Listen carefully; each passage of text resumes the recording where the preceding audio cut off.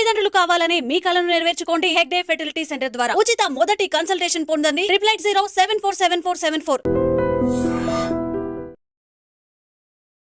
ఇప్పుడు అందరికీ నమస్కారం. కొంతమందికి ఒక సబ్జెక్ట్ పట్ల ఆసక్తి ఎక్కువగా ఉంటుంది. సరే, డైరెక్ట్గా పాయింట్లోకి మాట్లాడదాం. ఒక్కొక్క రచయితకి ఒక్కొక్క ఆలోచన విధానం ఉంటుంది. తనకి సంబంధించినంత వరకు ఒకళ్ళు లవ్ స్టోరీస్ ఎంటర్టైన్ చేస్తారు, ఒకళ్ళు స్పిరిచువల్ స్టోరీస్ ఎంటర్టైన్ చేస్తారు, కొంతమంది కామెడీ జానర్ని ఎంజాయ్ చేస్తారు. ఇట్లా ఒక్కొక్కళ్ళకి ఒక్కొక్క టేస్ట్ ఉంటే, ఇప్పుడు ఇవాల్టి ఈ ఇంటర్వ్యూలో నేను మీకు పరిచయం చేయబోతున్న గెస్ట్కి సంబంధించి ఆయన కథ చుట్టూ సనాతన ధర్మం అనే ఒక పిల్లర్ స్ట్రాంగ్గా ఎస్టాబ్లిష్ అవుతుంటుంది. ఇలా చెప్పడం కన్నా కూడా ఆయన ఆలోచన విధానాలే సనాతన ధర్మాన్ని బేస్ అయ్యి దాని చుట్టూ తిరుగుతూ ఉంటాయి. ఇంకాస్త డీటెయిల్డ్గా చెప్పాలంటే సనాతన ధర్మ రచయిత అని పిలిపించుకోవడంలో ఆయనకి సంతోషం ఉంది. ఇప్పటికే మీకు అర్థమై ఉంటుంది. Let me take the privilege, let me introduce you Chinni Krishna గారు, సనాతన ధర్మ రచయితగా. నమస్తే చిన్ని కృష్ణ గారు. నమస్తే అమ్మా. ఎలా ఉన్నారు? గుడ్. చిన్ని కృష్ణ గారు, ఈ ఎపిసోడ్ చేయడానికి ఒక ముఖ్య ఉద్దేశం, మీతో డిస్కస్ చేసినట్లుగా ఒక సిరీస్ ఆఫ్ ఎపిసోడ్స్ని మనం స్టార్ట్ చేస్తున్నాము. సో ఆ సిరీస్ మీతో చేయడం, ఒక టాక్ షో మీతో చేయడం, అది సామాన్యమైన విషయం కాదు, చిన్న విషయం కాదని నాకు తెలిసిన, డెఫినెట్లీ ఆడియన్స్ ఎంజాయ్ చేస్తారు అన్న ఒక గట్ ఫీలింగ్తో ఫస్ట్ ఎపిసోడ్ కంప్లీట్గా ఇప్పటి వరకు మీరు చేసిన సినిమాలు, మధ్యలో గ్యాప్ సంగతి ఏంటి, అసలు మీ గురించి ఇంకాస్త లోతుగా తెలుసుకునే ఒక చిన్న ప్రయత్నం. So to start with sir, ఒకప్పుడు మీరు ఇండస్ట్రీకి ఇచ్చినన్ని హిట్లు, అసలు దాని గురించి అదొక ఎగ్జాగరేటెడ్ వర్షన్లా చెప్పచ్చు. ఎవరూ ఇవ్వకపోయి ఉండొచ్చు బహుశా. ఆ మాట అనడం కన్నా మీరు చూసినన్ని హిట్స్ పక్కన పెడితే సడన్గా ఎందుకు ఇండస్ట్రీలో మీరు యాక్టివ్గా లేరు? యాక్టివ్గా ఉండటం అంటే 2014 నుంచి ఇప్పటి వరకు నేను నా కుటుంబం కోసం, నా పిల్లల గోల్స్ రీచ్ అవ్వటం కోసం తండ్రి అవసరం, తండ్రి పాత్ర ఎంత ముఖ్యమో అర్థమయ్యి, సో నా పెద్ద కొడుకు న్యూయార్క్లో ఇప్పుడు ఒక పెద్ద ఇంజనీర్గా, సివిల్ ఇంజనీర్గా ఒక పెద్ద ప్రాజెక్టు న్యూయార్క్లో ఉన్నటువంటి డ్యామ్ వర్క్ చేస్తున్నాడు ఒక కంపెనీ పెట్టి. సో ఆ తర్వాత నా పెద్ద కూతురు ఇంజనీర్ పల్లవి, సో తను వివాహం చేయాల్సి వచ్చింది. సో దాంట్లో తను ఉన్నతమైన స్టేజ్కి వెళ్ళి దాంట్లో ఒక 1.5 year అయిపోయింది. ఆ తర్వాత నా రెండో కూతురు కూడా ఇప్పుడు డెల్లాస్లో ఉంది, ఊర్మిళాదేవి. ఓకే, తను సెటిల్ అయింది. సో నా కొడుకు, పెద్ద కొడుకు పేరు చిరంజీవి, రెండో కొడుకు పేరు బద్రీనాథ్.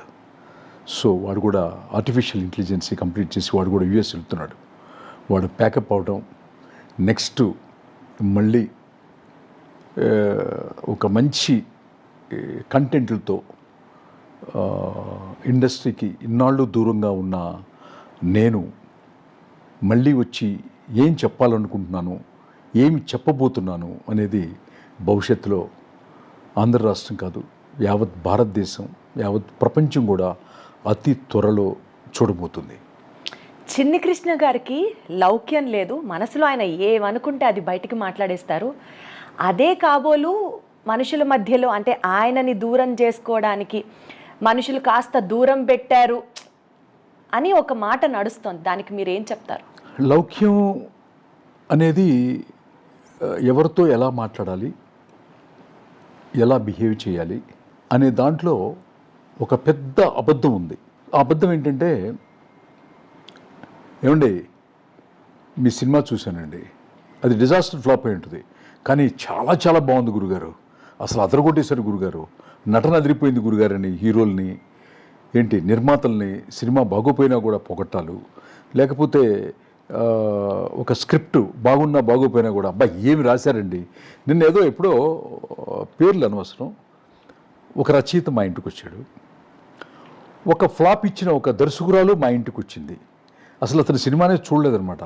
అమ్మ నీ సినిమా గురించి విన్నాను తల్లి, ఎంత బాగా మాట్లాడుకుంటున్నారంటే అమెరికాలో ఆ రోజు నేను అన్నట్టు స్టార్ట్ చేస్తున్నాడు.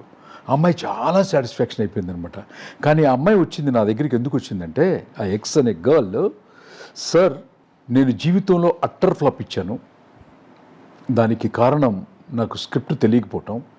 మీరు నాకు స్క్రిప్ట్ నేర్పించండి అని నా దగ్గరికి వచ్చి ప్రాధేయపడి కన్నీరు పెట్టుకుంది.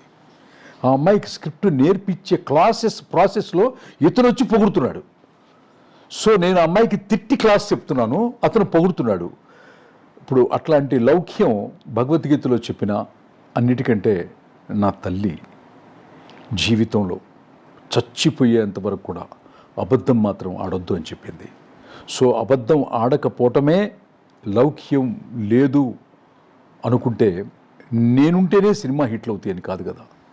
నేను పని చేయకపోయినా కూడా నేను ఆ సంస్థల్లో పనిచేసి మళ్ళీ తర్వాత కూడా చాలా పెద్ద పెద్ద హిట్లు వచ్చాయి. ఇండస్ట్రీ చాలా హ్యాపీగాను ఉందన్నమాట. అబద్ధం ఆడబోను అన్నది నా క్యారెక్టర్. అద్భుతం, దట్స్ ఆల్. అద్భుతం. ఇంద్రా సినిమా మీదే, దానికంటే ముందు రిలీజ్ అయిన నరసింహనాయుడు కథ మీదే. నరసింహనాయుడు కథ చూసిన తర్వాత ఆ సినిమాని జనాలు యాక్సెప్ట్ చేశారు. Block buster hit, super duper hit. Cut చేస్తే ఇంద్రా సినిమా. ఈ రెండు సినిమాలు సీన్ టు సీన్ కంపేర్ చేస్తే చిన్నకృష్ణ గారు ఒకటేలా ఉంది కదా అని అనిపిస్తే, ఇంద్రా సినిమా తీసేటప్పుడు మీకు ఆ భావన కలగలేదా? అనిపిస్తే అన్న దగ్గర ప్రశ్న ఉంది. రెండు సినిమాలకి 1% కూడా పోలిక లేదు అన్నది రచయితగా నా అభిప్రాయం. దాన్ని డీకోడ్ చేసి చెప్తాం. ఏంటంటే నరసింహనాయుడు సినిమా ఒక ఊర్లో, ఒక గ్రామంలో ఒక దైవానికి జరిగినటువంటి ఒక అవమానం. భగవంతుణ్ణి అవమానిస్తాడు ఒక దుర్మార్గుడు. ఒక ఊరేగింపు వెళ్తుంటే ఆ ఉత్సవ విగ్రహాన్ని అందరూ దండం పెట్టుకుంటూ ఇంట్లో నుంచి, వీధుల్లో నుంచి బయటకు వచ్చి ఆ ఊరేగింపులో పాల్గొని తిరుగుతూ ఉంటున్నప్పుడు ఒక దుర్మార్గుడు, ఒక చెడ్డవాడు, ఆ గ్రామంలో ఉన్నటువంటి ధనవంతుడు, ఫ్యాక్షనిస్టు వాళ్ళ భార్యలందరూ బయటికి వెళ్తుంటే ఆ ఉత్సవ విగ్రహాన్ని లోపల తీసుకురమ్మంటారు అంటాడు. భగవంతుడినే తన కాళ్ళ దగ్గరికి రమ్మంటాడు. ఊరు ప్రజలు వద్దంటారు. కానీ ఆ యొక్క టెంపుల్ని నిర్వహించే బాధ్యతలు కె విశ్వనాథ్ గారు ఒక పెద్ద పాత్ర అనమాట. ఆయన మాత్రం గొడవద్దు అని చెప్పని తీసుకుని లోపలికి వస్తాడు, అవమానపరుస్తాడు. సో దీని నుంచి ఈ అరాచకాన్ని, భగవంతుడినే తన కాళ్ళ దగ్గరికి తీసుకొచ్చినటువంటి ఇట్లాంటి నీచుడు, నికృష్టుడు, దుర్మార్గుడు ఉన్న ఈ ప్రాంతాన్ని, వాడి వైలెన్స్ని అరకట్టాలంటే ఇంటికి ఒకడు సాక్రిఫైస్ చేయాలి. పుట్టలేదనుకోండి, వాడి మీద గొడవ ఎందుకు వెళ్తారు? అసలు పుట్టలేదనుకోండి సరిపోతుంది.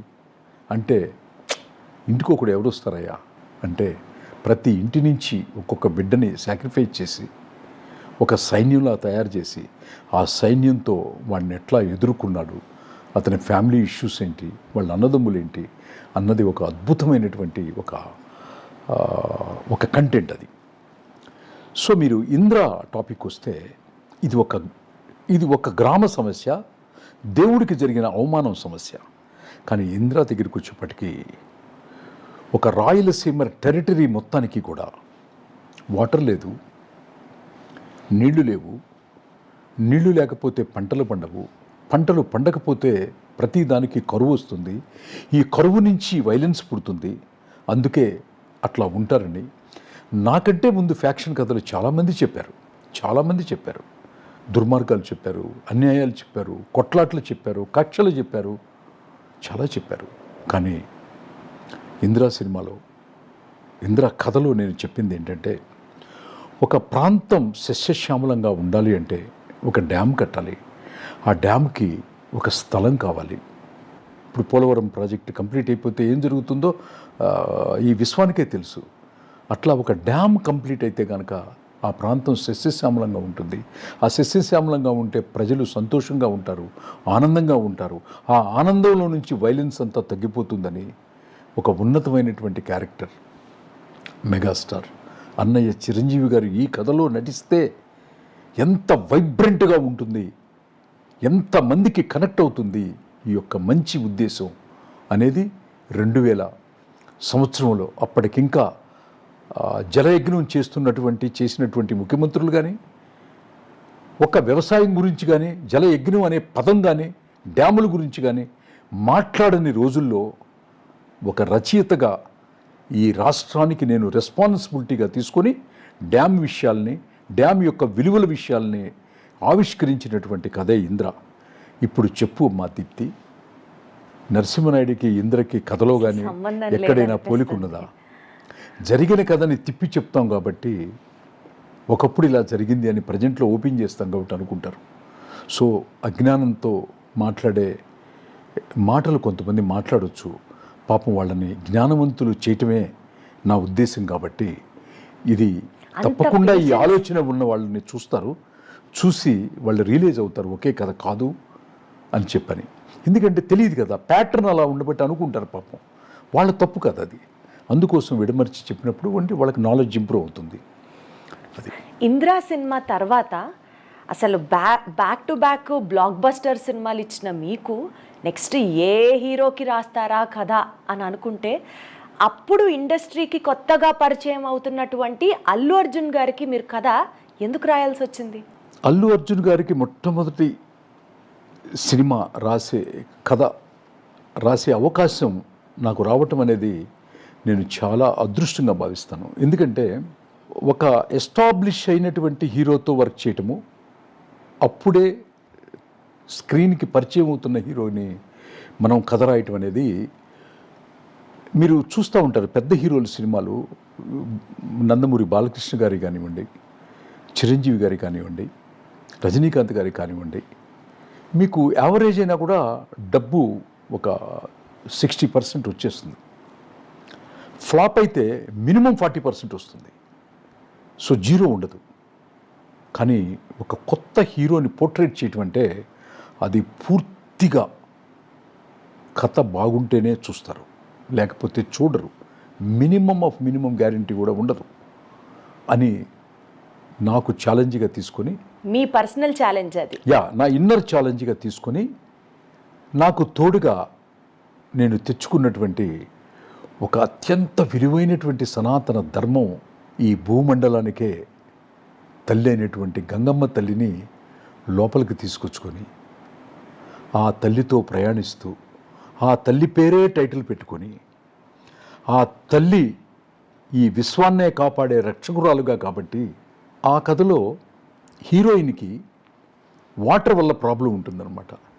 సో వాటర్కి అధిపతి, గొప్పది, పవిత్రమైనది అని మనం మాట్లాడుకునేది గంగమ్మ తల్లి అయినప్పుడు ఆ గంగమ్మ తల్లి ప్రాణాలు తీయదు, ప్రాణాలు పోస్తుంది, ప్రాణాలని నిలబెడుతుంది, మనుషుల్ని కాపాడుతుంది. మనుషుల్నే కాదు, యావత్ ప్రపంచాన్ని కాదు, ఈ భూమండలాన్నే కాపాడేదే ఆ గంగమ్మ తల్లి అని చెప్పినటువంటి ఆ కథ, ఆ గంగా తీర్థాన్ని ప్రతి థియేటర్లోకి తీసుకెళ్ళి ఇవ్వటానికి సహకరించినటువంటి నిర్మాత శ్రీ అల్లు అరవింద్ గారు, శ్రీ అశ్విని దత్ గారు, దాన్ని దర్శకత్వం వహించినటువంటి రాఘవేంద్రరావు గారు, నిజంగా దాంట్లో నటించినటువంటి ముఖ్యంగా అల్లు అర్జున్ గారు అద్భుతమైనటువంటి పెర్ఫార్మెన్స్తో తన తొలి చిత్రం అది అవ్వటం నాకు భాగ్యంగాను, నాకు వరంగాను, నాకు అన్నిటికంటే ముఖ్యంగా ఏంటంటే గంగమ్మ తల్లిని ఆంధ్రప్రదేశ్కి తీసుకొచ్చి థియేటర్కి తీసుకొచ్చావన్న సాటిస్ఫాక్షన్. అల్లు అర్జున్ మొట్టమొదటి సినిమా అప్పట్లో థియేటర్లో అందరికీ కూడా మొదటి రోజున ఆ గంగమ్మ తల్లి తీర్థాన్ని కూడా మీరు ఇచ్చారు. కూడా తీసుకురావటం అనేది ఈ జన్మకి నాకు ఉండే తీపి జ్ఞాపకాల్లో చాలా ముఖ్యమైనటువంటి జ్ఞాపకం అది. అల్లు అర్జున్ హీరోగా ఇంట్రొడ్యూస్ చేయటం అన్నో ఇది. ఇప్పుడు మీరు ఎవరి పేర్లు అయితే ప్రస్తావించారో ఒక్కొక్కళ్ళుగా వాళ్ళ గురించి మాట్లాడుకుంటూ, సినిమా పరంగా చూస్తే మీదేమో ఫుల్ మాస్, రాఘవేంద్రరావు గారిది దర్శకత్వంలో ఆయనకంటూ ఒక విభిన్నమైన శైలి ఆయనకుంది. ఈ మాస్ యాటిట్యూడ్ ఇన్ ద ఫిల్మ్ని ఆయన ఏ స్టైల్లో అడాప్ట్ చేసుకొని, గంగోత్రి చూస్తే తిరిగి మళ్ళీ ఇప్పుడు మీరు చెప్పినట్లుగా ఒక సాఫీగా, ఒక క్లాస్గా, ఒక హాయిగా వెళ్ళిపోయే ఒక కథ, డెఫినెట్లీ చాలా ఎమోషన్స్ దాని చుట్టూరా తిరిగినాయి. అంటే మీ స్టైల్ని ఆయన స్టైల్లో ఎలా అడాప్ట్ చేసుకొని సినిమా బయటకు వచ్చింది? ఒక్క మాటలో అడగాలంటే మీకు రాఘవేంద్రరావు గారికి ఉన్న ఆ చైన్ రిలేషన్ గురించి తెలుసుకోవాలనుకుంటున్నాం. అన్నిటికంటే ప్రధానంగా రాఘవేంద్రరావు గారు మా చిన్న వయసులో మేము చదువుకునేటప్పటి దగ్గర నుంచి కూడా ఆయన చాలా పెద్ద మాస్ డైరెక్టర్. ఆయన క్రియేట్ చేసిన చరిత్రలు ఒక పెద్ద పుస్తకం రాయొచ్చు. అట్లాంటి రాఘవేంద్రరావు గారు నన్ను 3 హీరోలతో కలిపి ఒక కథ రాయమని అడిగారు. యాక్చువల్గా అది మాట్లాడుకుంటూ పోతే చాలా టైం పడుతుంది. సో ఇప్పుడు గంగోత్రి వరకు చెప్పేస్తాను. అంత పెద్ద డైరెక్టరు తన 100వ సినిమాని పెండింగ్ పెట్టుకున్నారు. తన 100వ సినిమా చేయాలి. ఆయన నాతో ఏమన్నారంటే, తమిళ్లో ఒక డైరెక్టర్ గారి పేరు చెప్పారు, కేరళలో ఒక డైరెక్టర్ గారి పేరు చెప్పారు. వాళ్ళు కూడా 100వ సినిమా చేసిన వాళ్ళు. తెలుగులోనూ ఒక డైరెక్టర్ గారి పేరు చెప్పారు, 100వ సినిమా డైరెక్టర్లు చేసిన వాళ్ళు. సో వాళ్ళవి సరిగా ఆడలేదు చిన్ని కృష్ణ, చాలా పెద్ద ఫ్లాప్ అయినాయి. సో నాకు భయంగా ఉంది నా 100వ సినిమా, నాకు చాలా నర్వస్గా ఉంది అని 3 హీరోలతో కథ చేయమని నన్ను అడిగారు. శ్రీ చిరంజీవి గారు, శ్రీ వెంకటేష్ గారు, శ్రీ నాగార్జున గారు. చేసి చెప్పాను ఆయనకి. ఆ టైటిలే త్రివేణి సంగమం. అక్కడ కూడా మన సనాతన ధర్మం ఇప్పుడు మళ్ళీ కుంభమేళ జరిగిన ప్లేస్. 22 సంవత్సరాల క్రితం రాఘవేంద్రరావు గారు నాకు ఒక పెద్ద డబ్బు అడ్వాన్స్ ఇచ్చి ఈ మహాకుంభ గురించి ఆ రోజుల్లో నేను రాసినటువంటి కథే త్రివేణి సంగమం. చాలా బాగా నచ్చింది డైరెక్టర్ గారికి. అద్భుతం. 3 హీరోలు కలయిక, ఇండివిజువల్ క్యారెక్టరైజేషన్స్, వాళ్ళ 3 కలిసిన తర్వాత చేయబోయే పని అన్నీ చాలా బాగా నచ్చినాయి. అది ఎందుకో మిస్ఫైర్ అయింది. సో మిస్ఫైర్ అయినంత మాత్రాన ఆయన ఏమన్నారంటే నాతో, పర్వాలేదు చిన్ని కృష్ణ, నువ్వు నిమ్మకాయ మీద కథ రాయి, నేను తీసేస్తాను, నువ్వు దేని మీదైనా రాయి, నేను తీస్తాను అన్నారు. అంత పెద్ద దర్శకుడు ఆ మాట అంటే నాకు ఎప్పటి నుంచో అల్లు అర్జున్ నా మనసులో, వాళ్ళ ఫ్యామిలీతో నేను చాలా దగ్గరగా ఉండటం కానివ్వండి, లేకపోతే ఇందిరా చేసినప్పుడు దగ్గర నుంచి అరవింద్ గారి ఇంట్లో, అక్కడ చెన్నైలో, ఇక్కడ చిన్నప్పటి నుంచి చూసి పెరగడం, ఇవన్నీ ఎక్కడో అల్లు అర్జున్ని దృష్టిలో పెట్టుకుని గంగోత్రి రాయటం జరిగింది. కథ ఓకే అయిపోయి చెప్పిన తర్వాత హీరోని నేనే రివీల్ చేసి, నేనే డైరెక్టర్ గారికి నా కూతురు పల్లవి నాయుడు పుట్టినరోజు తాజ్ బంజారా హోటల్లో గ్రాండియర్గా సెలబ్రేట్ చేసి, అక్కడ చిరంజీవి గారు, బాలకృష్ణ గారు, ప్రకాష్ రాజ్ గారు, పరచూరి బ్రదర్స్, అశ్విని దత్ గారు, అల్లు అరవింద్ గారు అందరి సమక్షంలో ఆ హోటల్లో కింద నా రూమ్లో అల్లు అర్జున్ని 414లో పెట్టి ఎవరు హీరో అన్న క్యూరియాసిటీని బ్రేక్ చేసిన రోజు. ఎవరో ఎందుకండి, మన అరవింద్ గారు అబ్బాయి అర్జున్ని పరిచయం చేద్దామని నేను పిలిచి పరిచయం చేస్తే, ఆ తర్వాత చీర్స్ జరిగింది, ఆ తర్వాత పెద్ద గ్రాండియర్గా పెద్ద సెలబ్రేషన్ జరిగిందనమాట. అది నాకు నా జీవితంలో ఎప్పటికీ మరుపురాని ఒక సంఘటన, ఇన్సిడెంట్. నా పెద్ద కూతురు పల్లవి నాయుడు పుట్టినరోజున అల్లు అర్జున్ని హీరోగా రాఘవేంద్రరావు గారికి పెట్టి అక్షింతలు ఇచ్చి ఆశీర్వదింపజేసి ఆ తర్వాత పార్టీ చేసుకున్నాం.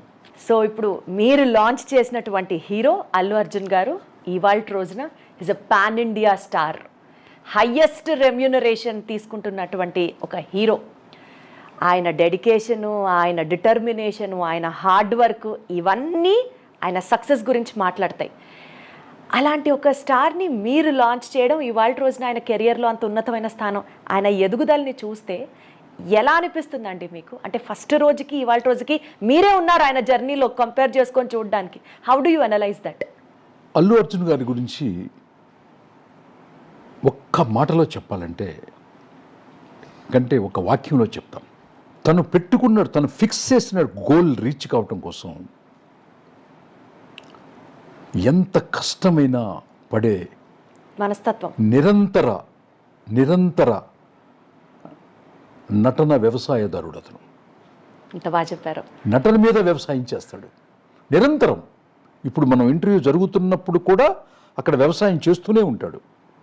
The best personalities, the best creators ఎవరో తెలుసుకొని అదంతా మనసులో నిగూఢంగా పెట్టుకొని అతనికి ఉన్నటువంటి టాలెంట్ని, దర్శకత్వ టాలెంట్ని, రచనా టాలెంట్ని, సంగీత టాలెంట్ని, డిఎస్పి గారిని తను గట్టిగా మానసికమైనటువంటి బంధం వేసి, రెమ్యునరేషన్ ఇచ్చే డైరెక్టరు, రెమ్యునరేషన్ ఇచ్చే రైటరు, రెమ్యునరేషన్ తీసుకునే మ్యూజిక్ డైరెక్టర్ కాకుండా మనసు పెట్టి చేసే రచయిత, మనసు పెట్టి తీసే దర్శకుడు, మనసు పెట్టి చేసే సంగీత దర్శకుడు, మనసు పెట్టి సినిమా తీసే నిర్మాత ఎంత ఖర్చైనా పర్లేదు అనేవాడే ఈ భూమి మీద అల్లు అర్జున్కి పరిచయమైనటువంటి అత్యంత అద్భుతమైనటువంటి రచయిత, అద్భుతమైనటువంటి దర్శకుడు, అద్భుతమైనటువంటి హ్యుమానిటీ గల వ్యక్తి సుకుమార్. దర్శకుడు సుకుమార్, రచయిత సుకుమార్. ఈ సుకుమార్ గారు రాత్రింబగళ్ళు 10 గంటలు అల్లు అర్జున్ గారు కష్టపడితే 20 గంటలు సుకుమార్ గారు కష్టపడితేనే ఆ ప్రొడక్ట్ వస్తుంది, ఆ అవార్డులు వస్తాయి, ఆ రివార్డులు వస్తాయి, ఆ డబ్బు వస్తుంది అనమాట. సో ఫస్ట్ ఒక రచయితగా నేను ఇంకొక విషయం ఏంటంటే, నరసింహనాయుడు నాతో పాటు కలిసి వర్క్ చేశాడు సుకుమార్. సో అది యావత్ ప్రపంచానికి తెలియదు. ఫస్ట్ టైం తెలుస్తుంది, వింటున్నాను, చెప్తున్నాను. సో అక్కడ నాకు ఎలా ఉంటుందంటే వీళ్ళిద్దరు కలయిక, నేను ఎలా చెప్పాలి, అల్లు అర్జున్ ఫస్ట్ సినిమా నేను రాసి నాతో పాటు వర్క్ చేసి, నా అసిస్టెంట్ నాతో పాటు వర్క్ చేసి నాకే ఎన్నో నేర్పించినటువంటి సుకుమార్ అంటాను. శిష్యుడి దగ్గర నుంచి కూడా కొన్ని నేర్చుకోవచ్చు కదా, అట్లా శిష్యుడి దగ్గర నుంచి కూడా నేర్చుకున్న గురువు. వాళ్ళిద్దరూ కలిసి పనిచేసి ఇవాళ ఒక ఎవరెస్ట్ శిఖరంలాగా భారతదేశ చలనచిత్ర పరిశ్రమలో ఉన్నటువంటి రికార్డులన్నీ కూడా తీసుకొచ్చి ఆంధ్రప్రదేశ్కి నేషనల్ అవార్డు కూడా తీసుకొచ్చి ఇక్కడ పెట్టారంటే చిన్నవాళ్ళు కాబట్టి నాకంటే మనస్ఫూర్తిగా అభినందిస్తున్నాను, ఆశీర్వదిస్తున్నాను. ఇంకా ఇంటర్నేషనల్ స్థాయికి కూడా వాళ్ళిద్దరు కాంబినేషను వెళ్ళటం తథ్యం, తథాస్తు తథాస్తు. అంటే పర్సనల్గా మీరు అర్జున్ గారిని ఎంత అభిమానిస్తారో, ప్రేమిస్తారో అర్థమవుతున్నాయి మీ మాటల్లో. బన్నీ గారి అరెస్ట్ ఇన్సిడెంట్ జరిగిన తర్వాత టాలీవుడ్లో ఎవరైనా మాట్లాడతారా అని వెయిట్ చేసిన టైంలో కేవలం మీరొక్కరే గొంతెత్తి మాట్లాడారు. ప్రేమ ఉంది కాబట్టి బాధ్యతగా దీన్ని మేము చూడాలా, లేకపోతే మీకంత ధైర్యం ఏంటి? ఎవరూ మాట్లాడలేదు, చిన్ని కృష్ణ గారు మాత్రమే ఎందుకు మాట్లాడారు? ఆ తెగింపేంటి ఆయనలో అని అనుకోవాలా? ఆ ధైర్యం నా సనాతన ధర్మం నుంచి పుట్టుకొస్తుంది. సనాతన ధర్మం ఈ భూమి మీద ఏ జాతికి, ఏ దేశానికి, ఎవ్వరికీ భయపడదు. దానికి మనకి నిలువెత్తు సాక్ష్యమే భగవత్ స్వరూపుడు, కాశీ విశ్వనాథుడు మళ్ళీ పుట్టాడు అన్నటువంటి నరేంద్ర మోడీ గారే మనకి ఉదాహరణ. యావత్ ప్రపంచం తన వంక చూపించుకుంటూ ఒక్క వ్యాపార లైసెన్స్ లేకుండా ఒక్క టీ స్టాలు నడిపినటువంటి ఒక వ్యక్తి యావత్ విశ్వానికి కూడా మంచి మానవత్వం, ధర్మం అనేవి చెప్పటానికి పూనుకున్నాడు అంటే ఎంత ధైర్యం ఉండాలి అని ప్రపంచం ఆలోచించింది. సో ధర్మాత్ముడికి ధైర్యం కొత్తగా తెచ్చుకోవాల్సిన పని లేదు, అది ఇన్బిల్ట్గా ఉంటుంది. పవన్ కళ్యాణ్ గారికైనా, నరేంద్ర మోడీ గారికైనా.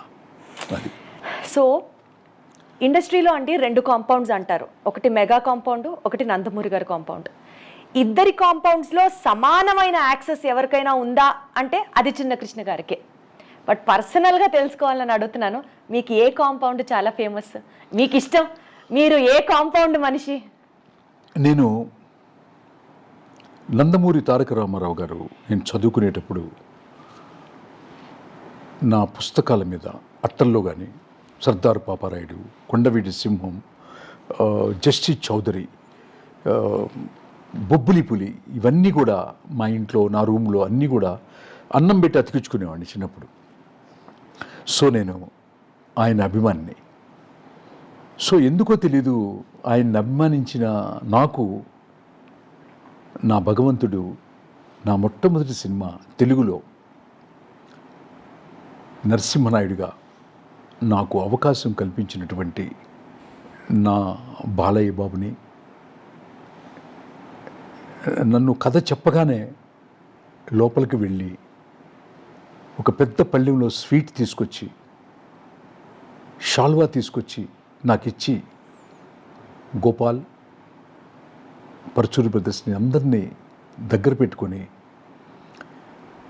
లక్ష్మీ నరసింహస్వామి భక్తుడిని గోపాల్. నేను చిన్నప్పటి నుంచి లక్ష్మీ నరసింహస్వామి స్తోత్రం చదువుకుంటూ పెరిగిన వాడిని. అట్లాంటిది లక్ష్మీ నరసింహస్వామినే పాత్రలోకి తీసుకొచ్చి, పూజలోకి తీసుకొచ్చి, ఆయుధ పూజలోకి తీసుకొచ్చి చెప్పిన ఈ సినిమా ఒక చరిత్ర సృష్టిస్తుంది.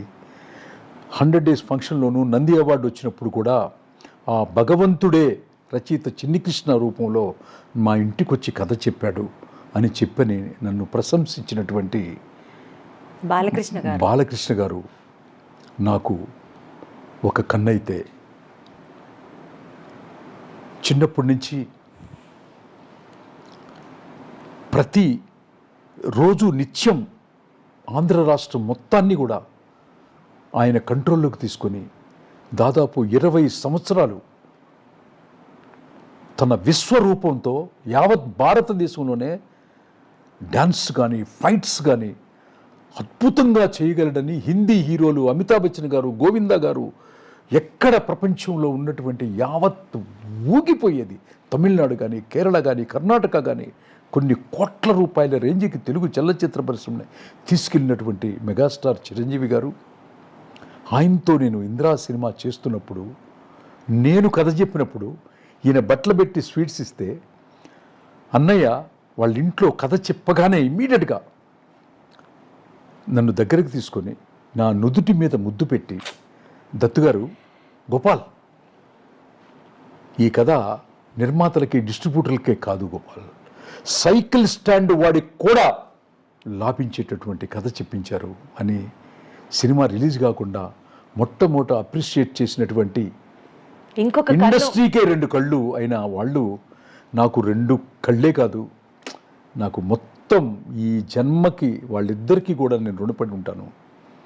అంతే, దాని గురించి ఇక ఇది లేదు. ఇంకో జన్మంటూ ఉన్నా కూడా, లేకపోతే బ్యాలెన్స్ జన్మలో కూడా వాళ్ళిద్దరికీ ఇంకా గొప్ప కథలు రాసి, ఇంకా గొప్ప నా ధర్మాన్ని శాశ్వతమైనటువంటి ముద్ర వేయాలని మనస్ఫూర్తిగా ఇంకా కోరుకుంటున్నా వ్యక్తిని. మనసులో ఉన్నది మనసులోంచి మాట్లాడడం అంటే మిమ్మల్ని చూసే నేర్చుకోవాలి చిన్ని కృష్ణ గారు. అందుకనే ఇంకా నా నెక్స్ట్ క్వశ్చన్, బాలకృష్ణ గారికి బి గోపాల్ గారు అంటారు, చిన్ని కృష్ణ ఏం చెప్తే అది గురు అంతే, ఆ మాట ఆయన చెప్తే చేసి తీరుతారంతే అన్న ఒక రిలేషన్ ఉంది అని. ఇంకా నెక్స్ట్ క్వశ్చన్ అది ఎలా అడగాలో అన్న కూడా నేనే విరమించేసుకుంటున్నాను. బికాజ్ మీ ఇద్దరికి ఉన్న ఆ రిలేషను, మిమ్మల్ని ప్రేమించే ప్రతి ఒక్కరికి మీతో ఉన్న ఆ రిలేషన్ ఎంత స్ట్రాంగ్గా ఉంటుందో అర్థమవుతుంది. అంతేగా, మీరు అభిమానించే వ్యక్తులు మిమ్మల్ని ప్రేమిస్తారు, మీరు ఏం చెప్పినా సరే గుండెల్లో పెట్టుకొని చూసుకుంటారు.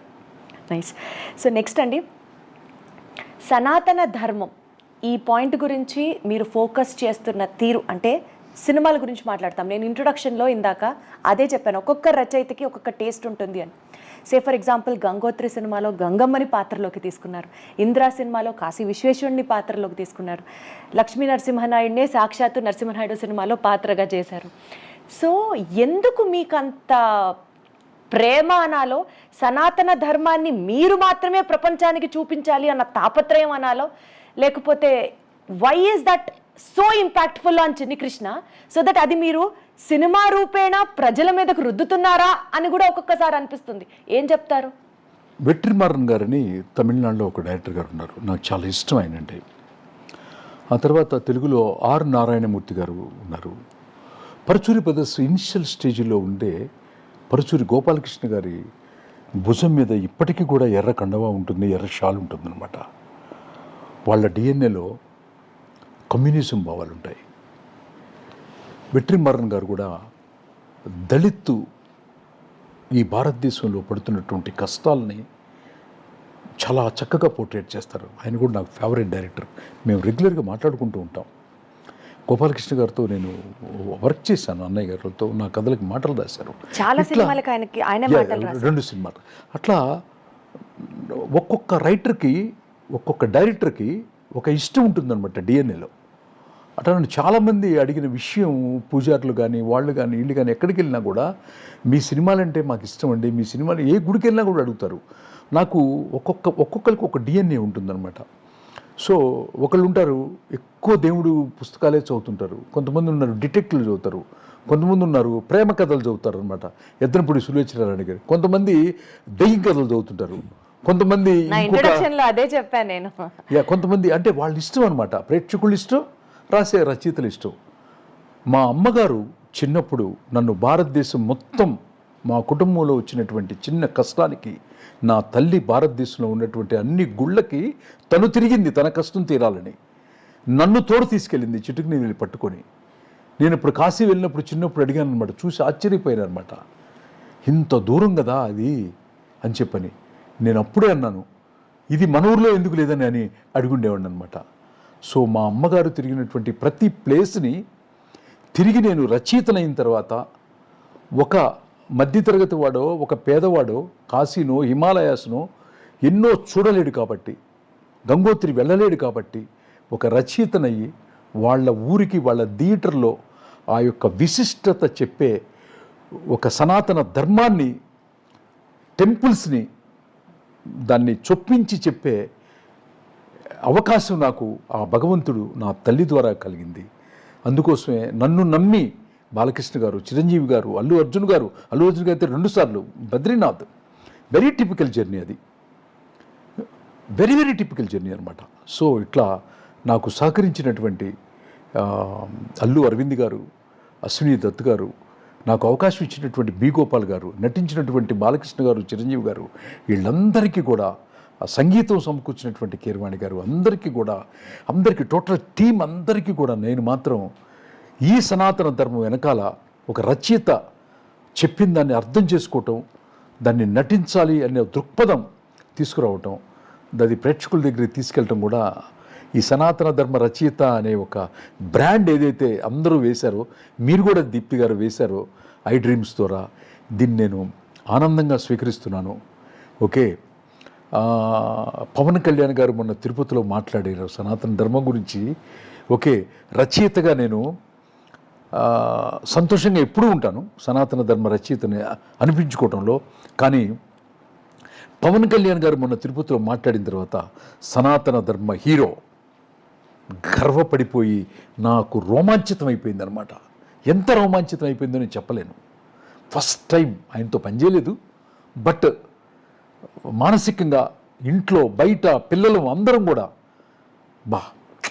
చాలా రోజుల తర్వాత ఆ పదాలన్నీ వింటున్నామన్న సంతోషం మాకు చెప్పటానికే వీల్లేదు. చిన్ని కృష్ణ గారు, ఒక ప్రావర్బ్ ఉంది ఇంగ్లీష్లో, birds of the same group flock together అని అంటారు. మీరు సనాతన ధర్మాన్ని విపరీతంగా అభిమానిస్తారు, ప్రేమిస్తారు, ప్రజల్లోకి తీసుకువెళ్ళాలి అని తాపత్రయపడతారు.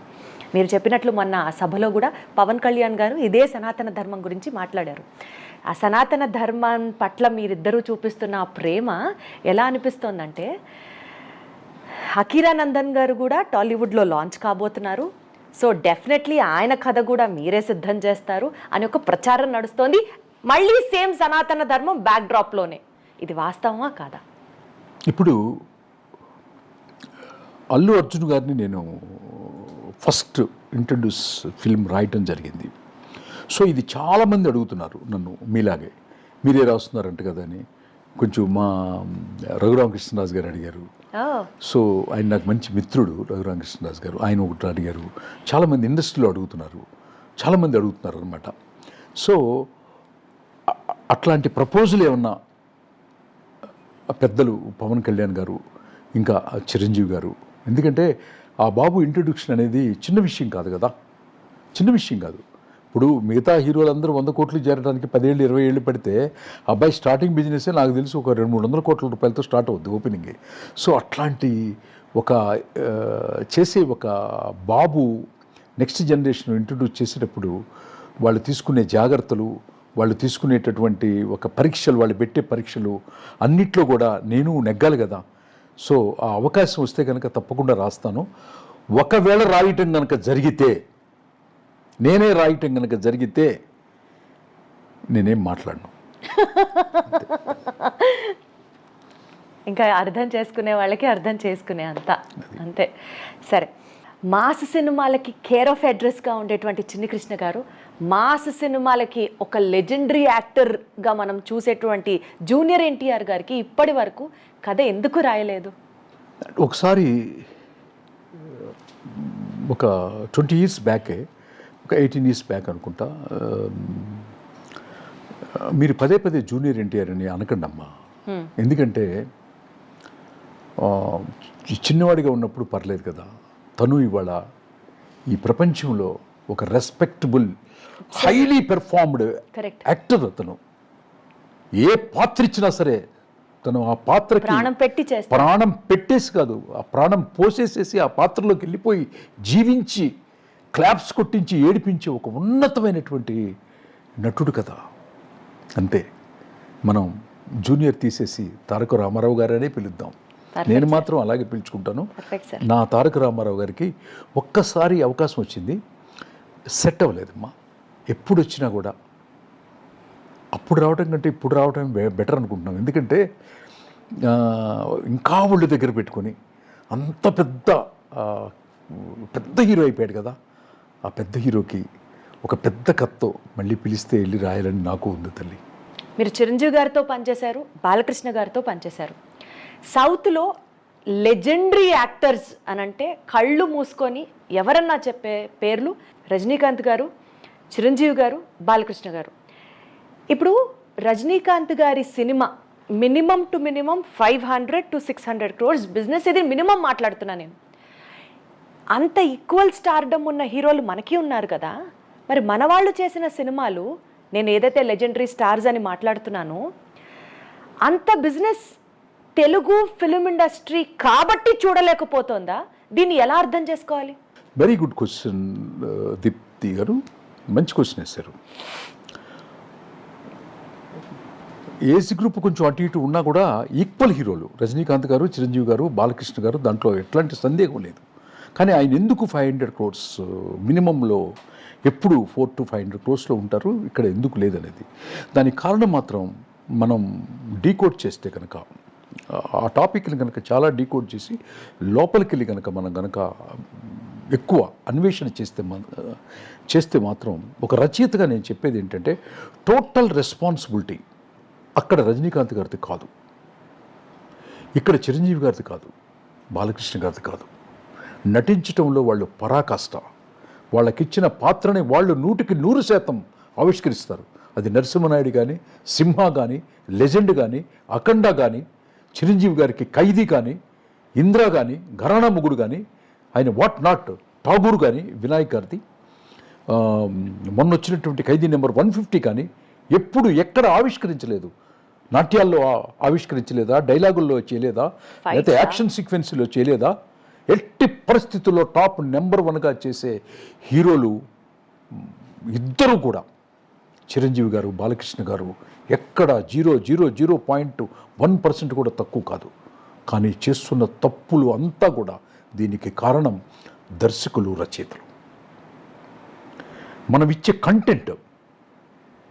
కంటెంట్ ఎప్పుడు కూడా ఆ రేంజ్కి తీసుకెళ్ళిపోతుంది అనమాట. చిరంజీవి గారితో కానీ, బాలకృష్ణ గారితో కానీ 500 crores అబోవ్ సినిమా అంటే the content will decide, that's all. ఒక్కసారి మళ్ళీ అవకాశం వస్తే చేస్తాను. ఎవరు ఏంటో థియేటర్లో రెవెన్యూస్ వచ్చిన తర్వాత మాట్లాడుకుందాం. సనాతన ధర్మం హిట్ రూపంలో వస్తుంది. ఆ ధర్మం ఏం చేయబోతుందో ఇంకొక రౌండ్ వస్తే కానీ తెలుస్తుంది. బట్ 100% రచయితల తప్పు అంటాను, దర్శకులదే తప్పు అంటాను తప్పితే వాళ్ళ తప్పు మాత్రం 1% కూడా లేదు. అద్భుతమైనటువంటి నటులు, తెలుగు ఇండస్ట్రీ చేసుకునేటువంటి వరం, అదృష్టం అన్నమాట. కానీ కంటెంట్ ఇవ్వకపోవడం మాత్రం మా రచయితలది, మా దర్శకులదే ప్రధానమైన పాత్రని మాత్రం చెప్పగలను. ఒకప్పుడు మీరు ఇచ్చిన హిట్స్, మీరు చూసిన హిట్స్తో మాట్లాడితే, రిలేట్ చేసుకుంటే, మీడియా హౌస్లు మీ నుంచి ఫోన్ల కోసం ఎదురు చూసేవి. ఇప్పుడు మీడియా హౌస్లు కాస్త ముభావంగా ప్రవర్తిస్తున్నాయి మీ పట్ల అని అంటే ఏం చెప్తారు? చిచ్చి అదే మీరు ఉండదమ్మా. మీడియా హౌస్లన్నీ, నేను పనిచేసిన మీడియా హౌస్లు అసలు ఎప్పుడు మాట్లాడుకుంటుంటాం. ఇప్పుడు గీతాడ్స్, దత్తు గారు ఈరోజు పొద్దున కూడా నాకు మెసేజ్ చేశారు, నేను కూడా మాట్లాడుకున్నాం. అదేం ఉండదు, దత్తు గారి పిల్లలు కానీ అట్లా ఏం ఉండదు. అన్నీ సెట్ అవ్వాలి. ఒక సినిమా అంటే సెట్ అవ్వాలి అన్నీ అనమాట. ఆ టైము ఆ కాలము వచ్చినప్పుడు అన్నీ జరుగుతాయి. నేను చెప్పాను కదా, నేను నా పర్సనల్ పనుల వల్ల అమెరికాలోను, దుబాయ్లోను, మిగతా కొంచెం ఆఫ్రికాలోను నాకు పనులు ఉండటం వల్ల, నా కుటుంబ ఇది ఉండటం వల్ల ఇదే అనమాట. త్వరలోనే అన్నయ్యని కూడా కలవటం జరిగింది. సో ఒక 1 or 2 ప్రాజెక్ట్స్ ఈ 2025లోనే అనౌన్స్ అవుతాయి.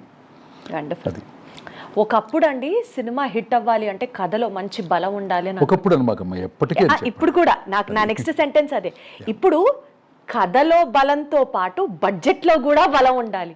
400 కోట్లు, 500 కోట్లు. ఆ cinema face of the cinema ఎలా మారిపోతుందంటే, బాగా ఖర్చు పెట్టి చేసే సినిమాలని ఒక రకంగా జనాలు, సినిమా అంటే ప్రాబబిలీ ఇలా ఉంటేనే ఎక్కువ ఓన్ చేసుకుంటామేమో అన్న స్టేజ్కి కూడా వెళ్ళారు. That's a different trend all together. దీన్ని మీరు ఎలా చూస్తారు చిన్ని కృష్ణ గారు? దానికి ఒక మంచి ఉదాహరణ నాకు చాలా విజయేంద్ర ప్రసాద్ గారు అనే ఒక రచయిత మా కంటే ముందు ఆయన చాలా పెద్ద హిట్లు ఆల్ టైమ్ రికార్డులు ఇచ్చారు. ఆయన అంటే నాకు చాలా గౌరవం. వాళ్ళ అబ్బాయి శ్రీ రాజమౌళి గారు, తను డైరెక్టర్ అయిన దగ్గర ఫస్ట్ ఫిలిం నుంచి కూడా నాకు పరిచయం. ఆ అబ్బాయి రాజమౌళి గారు ఒక్క ఫెయిల్యూర్ లేకుండా ఇంతవరకు ఇన్ని సినిమాలు దర్శకత్వం వహించినటువంటి ఏకైక దర్శకుడు ఈ జనరేషన్లో మాత్రం ఎంటైర్ ఇండియాలో ఓన్లీ రాజమౌళి గారు. ఎవరెస్ట్ శిఖరం పైన పీక్లో అట్లాగే అందరూ అంటారు, ఎక్కటం దిగటం కొరకే, పెరుగుట విరుగుట కొరకే, ఎక్కటం దిగాలి కదా అని. దిగడు. ఎందుకు దిగడంటే, వాళ్ళ నాన్నగారు రాసే స్క్రిప్ట్ని తను 100 times ఎన్హాన్స్ చేసి ఆ ఎవరెస్ట్ శిఖరం ఎక్కుతున్నాడు కదా. ఎక్కే పోర్చుడు ఒకటి ఉంటుంది కదా మీకు. ఎక్కే పోర్చు ఏంటి? రైట్ లెగ్గో లెఫ్ట్ లెగ్గో ముందో వెనకాలో ఉంటుంది, జెండా పాతారు, పాతినప్పుడు కూడా ఒక పోర్చుడు ఉంటుంది. కానీ ఆయన పైకెక్కి ఏం చేశాడంటే, ఒక మెడిటేషన్లో, ధ్యానంలో కూర్చున్నాడు ఆయన. ఆ ధ్యానాన్ని అప్పుడే డిస్టర్బెన్స్ ఎవరు చెయ్యనంత కాలం ఆ ఎవరెస్ట్ శిఖరంలో, భారతదేశ చలనచిత్ర పరిశ్రమలో ఎవరెస్ట్ శిఖరములో జెండా పాతడానికి వెళ్ళలేదు. జెండా పాతడానికి ఎక్కే వీళ్ళు పాతారు. కానీ ఎస్ఎస్ రాజమౌళి గారు, మా గురుతుల్యులు లాంటి ఒక విజేంద్ర ప్రసాద్ గారి కొడుకు, అక్కడ మెడిటేషన్ చేస్తున్నాడు, అక్కడ ధ్యానంలో ఉన్నాడు. ఆ ధ్యానానికి, ఆ వచ్చే బై ప్రొడక్ట్కి, భారతదేశ చలనచిత్ర పరిశ్రమానికి హిట్లకి బౌండరీస్ లేవు, బడ్జెట్కి బౌండరీస్ లేవు, అదేందా హీరోలు ఎలివేషన్స్కి ఇది లేదు. తనతో పాటు తీసుకెళ్ళినటువంటి హీరోల్ని ఎక్కడ పెట్టాడు, నిర్మాతల్ని ఎక్కడ పెట్టాడు, తను ఎక్కడ కూర్చున్నాడు అంటే మొత్తం ధ్యానం, సక్సెస్ అనే ధ్యాన సమాధిలో చక్కగా ఆస్వాదిస్తూ ఇప్పుడు కూడా ప్రపంచం మెచ్చే ప్రాజెక్టుకి పునాదులు వేసుకుంటూ ఆ ధ్యానంలో కూర్చున్నాడని నేను బిలీవ్ చేస్తాను. సో దానికి బడ్జెట్లు లిమిట్ ఉండవు. ఫర్ ఎగ్జాంపుల్ చెప్పాలంటే, అతి తక్కువ బడ్జెట్లో తీసిన కాంతారా 10-12 కోట్లలో 200-300 కోట్ల రూపాయలు కలెక్ట్ చేసేసింది భారతదేశంలో. మనం ఇంతకుముందు ఎప్పుడు చూడలేదు. సో అట్లా చిన్న బడ్జెటా పెద్ద బడ్జెట్ అని కాదు. మీకు బాహుబలి చూస్తే అది ఒక దృశ్య కావ్యం. ఎంతోమంది రాజుల కథలు మనం చూసాం ఇంతకుముందు. ఆ దృశ్య కావ్యానికి చెక్కటానికి తను తీసుకున్నటువంటి టైము, తను తీసుకున్నటువంటి జాగ్రత్త, తను తీసుకున్నటువంటి ప్రతి క్షణం నిద్ర మరి ఎప్పుడు నిద్రపోతాడో, మరి ఏం చేస్తాడో మాకైతే తెలియదు. కానీ ఏం చెప్పమంటారు, ఆయన గురించి నేనైతే ఓ పుస్తకం రాయమంటే పుస్తకం రాస్తాను రాజమౌళి గారి గురించి. అది ఐ లవ్ హిమ్. అలాగే రాజమౌళి గారితో పాటు మీకు బాగా నచ్చినటువంటి డైరెక్టర్లు ఇంకా ఎవరైనా ఉన్నారా చెప్పండి. అంటే ఈ తరం డైరెక్టర్ల గురించి రాజమౌళి గారి తర్వాత వచ్చిన డైరెక్టర్లో మాత్రం నాకు బాగా ఇష్టమైన, నేను ఫస్ట్ నేను రైటర్ని బాగా ఇష్టపడతాను. ఫస్ట్ సుకుమార్ గారి గురించి ఆల్రెడీ చెప్పేశాను. Correct. After that he is the mister Sukumar గారు. డైరెక్టర్గా అతను ఎక్స్ట్రీమ్ అనమాట. ఆ తర్వాత నేను బాగా ఇష్టపడే, నేను 10 సంవత్సరాల క్రితం ఒక సినిమా చూసి బాంబేలో ఉన్నటువంటి టీ సిరీస్లో ఉన్నటువంటి రాజేంద్ర అనే అబ్బాయికి ఫోన్ చేసి చెప్పాను. నాకు ఇక్కడ నూన్ షో అయింది, నూన్ షో గంగని చెప్పాను. టీ సిరీస్లో రాజేంద్ర అని ఒక జనరల్ మేనేజర్ ఉంటాడు. చెప్పాను, అతను నాకు బంధువు అవుతాడు. అతనికి చెప్పాను అనమాట, అర్జెంటుగా నువ్వు వెళ్ళి సినిమా చూడు, రిలీజ్ రోజున. చూశాడు అతను. అదే అర్జున్ రెడ్డి, అదే సందీప్ వంగ. సో ఆ అబ్బాయికి ఉన్నటువంటి పొటెన్షియాలిటీలో జస్ట్ ఒక టీజర్స్ చూశారు. ఒకటి అర్జున్ రెడ్డి, 2 యానిమల్. సోల్తో కథ రాయటంలో సుకుమార్ గారు అండ్ సందీప్ వంగారెడ్డి గారు నిష్ణాతులు. ఆత్మావిష్కరణ చేస్తారు కథలో. ఆ ఆత్మని క్లియర్ కట్గా ప్రజెంట్ చేస్తారనమాట. హంగులు, ఆర్భాటాలు, స్కేల్స్ బ్రహ్మాండంతో కొంతమంది చేస్తారు, ఆత్మతో కొంతమంది చేస్తారు. ఈ ఆత్మావిష్కరణతో చేసినటువంటి పుష్ప, ఆత్మావిష్కరణతో చేసినటువంటి కథ రాసినటువంటి అర్జున్ రెడ్డి అండ్ యానిమల్ ఎంత సెన్సేషన్ క్రియేట్ చేశారో మీరు చూశారు. అదనమాట ఆత్మావిష్కరణ. సోల్ని ఆవిష్కరింపజేయాలి కథలో. దానికి వీళ్ళిద్దరూ నాకు చాలా ఇష్టం. బాగా నచ్చిన సినిమా ఏంటి ఈ మధ్య కాలంలో రిలీజ్ అయిన వాటిలో? No, undoubtedly Pushpa. Undoubtedly Pushpa. నేను 1.5 years బ్యాక్ చెప్పాను. అల్లు అర్జున్ గారికి నేషనల్ అవార్డు వచ్చినప్పుడు ఇంటర్వ్యూలో చెప్పాను అనమాట, దీని పార్ట్ 2 రాబోతుంది, ఇది భారతదేశంలో అన్ని రికార్డులని తిరగరాస్తుందని కూడా చెప్పాను. ఆ ఇంటర్వ్యూ మీరు చూడొచ్చు, నాది యూట్యూబ్లో ఉంది. నేను కంటెంట్ చెప్తే ఫోర్కాస్ట్ చేయగలను అనే నమ్మకం ఇప్పటి వరకు ఫెయిల్ కాలేదు, భవిష్యత్తులో చెప్పలేను. కానీ ఇంతవరకు ఎనీ ఫిల్మ్. నెక్స్ట్ మీరు ఏం ప్రాజెక్ట్స్ చేస్తున్నారు చిన్ని కృష్ణ గారు? అది టూ ఎర్లీ టు సే. నాతో డిస్కస్ చేస్తున్నటువంటి దర్శకులు, హీరోలు, వాళ్ళ నోటి నుంచి, నిర్మాతలు వాళ్ళ నోటి నుంచి వస్తే బాగుంటుంది. సో ఈ సినిమా ప్రాజెక్ట్స్ అని ఎక్స్పెక్ట్ చేస్తున్నాను. యా, నేను నాకు కూడా కాంపిటీషన్ ఉంటుంది కదా. నేను హ్యూమన్ బీయింగే కదా. నేను సనాతన ధర్మంలో ప్రయాణం చేసేవాడిని కదా. ఇప్పుడు రికార్డులన్నీ సనాతన ధర్మానికి ఏమి రాలా. ఈ సనాతన ధర్మం ఏం చేయబోతుంది కమింగ్ డేస్లో, ఈ సనాతన ధర్మమే కథగా మారి, ఆ కథ ఒక యుద్ధంగా మారి, ఆ యుద్ధాన్ని ఒక ఆవిష్కరణ జరిగితే ఎన్ని రికార్డులు వస్తాయో నేను చెప్పను. మీరందరూ చూసినప్పుడు మాత్రం ఒక కాల్ చేసి మాట్లాడండి. సనాతన ధర్మం యుద్ధం చేయబోతుందో త్వరలో. అబ్బా, ఆ యుద్ధం ఎలా ఉంటుందో, ఆ బ్యాటిల్ ఎలా ఉంటుందో అతి త్వరగా చూపించాలని ఆ భగవంతుడిని, కాశీ విశ్వనాథుడిని వేడుకుంటున్నాను. సనాతన ధర్మం గురించి పదే పదే మాట్లాడుతున్నారు. పవన్ కళ్యాణ్ గురించి ప్రస్తావన చేశారు, నరేంద్ర మోడీ గారి గురించి ప్రస్తావన చేశారు. ఇంతకీ పొలిటికల్ రిలేటెడ్ మిమ్మల్ని లాస్ట్లో ఒక క్వశ్చన్ అడుగుతా అన్నాను, చూసారా? మీరు బీజేపీ అభిమాన, ఆర్ఎస్ఎస్ అభిమాన, పొలిటికల్గా మీకు ఏమైనా ఇంక్లినేషన్ ఉందా? నేను రాజకీయ నాయకులందరినీ బాగా ఇష్టపడతాను. ఎవరు శత్రువు కాదు, ఎవరు తక్కువ కాదు, ఎవరు ఎక్కువ కాదు, అందరినీ ఇష్టపడతాను.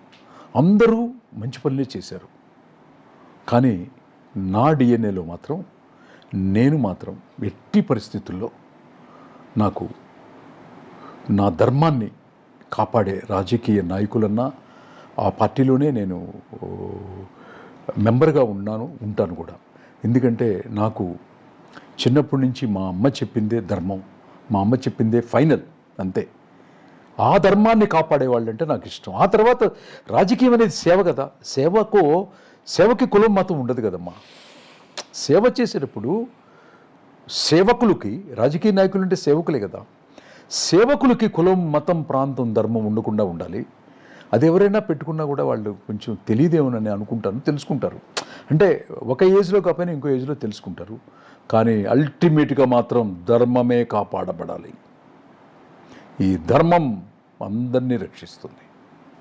చిన్ని కృష్ణ గారు, దీంతో మీకు సంబంధించినంత వరకు ఒక ఇన్సైట్ జర్నీని కంక్లూడ్ చేస్తూ నెక్స్ట్ మనం చేయబోతున్న సిరీస్ గురించి మీరే ప్రేక్షకులకి ఒక చిన్న లింక్ ఇస్తే, సో దట్ నెక్స్ట్ ఎపిసోడ్ నుంచి మనం ఏం చెప్పాలనుకుంటున్నామో, మనం ఏం ప్రజెంట్ చేయాలనుకుంటున్నాము అన్న అంశానికి సంబంధించి జనాలకు ఒక క్లారిటీ వస్తుంది.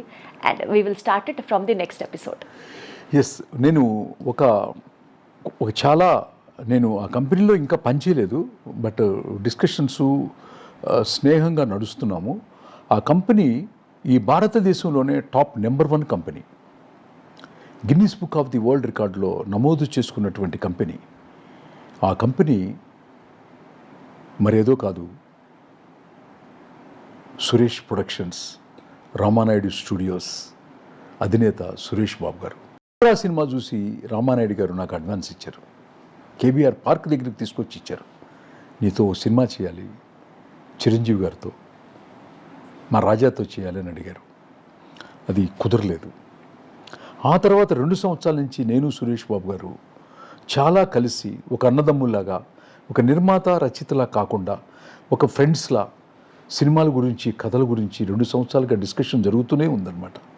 మా మధ్య అనేకమైనటువంటి డిస్కషన్లో సక్సెస్ఫుల్ సినిమాలకి ఒక సోల్ అది డిస్కషన్లో ఆయన కూడా కూర్చొని లోపలికి వచ్చి ఆయన ఇప్పుడు ఆయన ఏజ్కి ఆయన సాధించిన దానికి ఇప్పుడు కొత్తగా తెలుసుకోవాల్సిన అవసరం కూడా లేదు ఆయన ఉన్నటువంటి దీనికి. కానీ ఒక బుక్ పెట్టి ఆ బుక్లో ప్రతి పేజీలో ప్రతి సినిమా గురించి ఆయన హ్యాండ్ రైటింగ్తోనే రాసుకుంటూ ఏంటి ఇప్పటికీ కూడా తెలియని విషయాన్ని తెలుసుకుందాం అనుకున్నటువంటి సురేష్ బాబు గారిని ఈ ప్రపంచం మొత్తం చూసే కోణం ఒక నిర్మాతగానో, ఒక ధనవంతుడుగానో, ఒక ఇదిగానో చూస్తారు. కానీ నేను మాత్రం ఆయన జడ్జిమెంట్ని కానీ, ఆయన యొక్క ఇంట్రెస్ట్ కానీ, ఆయన ఏదో చేస్తాడు నెక్స్ట్, అది మాత్రం ఒక చాలా మంచి ఒక ప్రొడక్ట్ మాత్రం ఆయన నుంచి మాత్రం బయటకు వస్తుంది.